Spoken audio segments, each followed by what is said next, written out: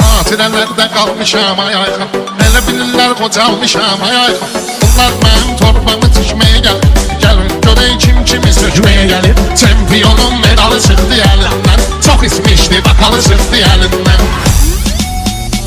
Meyxana əmciydə gedir maraqda, biz həmişə olmuşuq səslə soraqda. Buna dikindən keçib otursun qıraqda, elə bilir şəkər buraq küməyə gəlir, elə bilir şəkər buraq küməyə gəlir.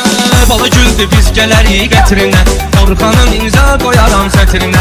Eybi yox dəymə uşağın xətrinə, o da həyata qayıbını çəkməyə gəlib, o da həyata qayıbını çəkməyə gəlib. O yerdə xətrimi istəyirlər, görməmişəm rəşadlar inciyirlər. Baxma bunlar mənəm deyirlər, yenə xilidar mənə göz dikməyə gəlib, yenə xilidar mənə göz dikməyə gəlib.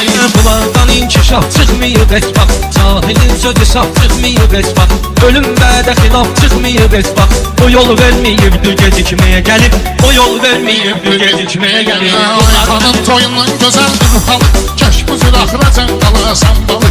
Meyxananın bir dənədir qartalı, o şığımağa səlsələr hürkməyə gəlib, o şığımağa səlsələr hürkməyə gəlib. Təsdiq edər sözümü xridar özü, gəlir şairin dəqiq olsun gözü. İlahi nur deməkdir bu mey sözü, bəyəhdi meyxanəyə təkməyə gəlib.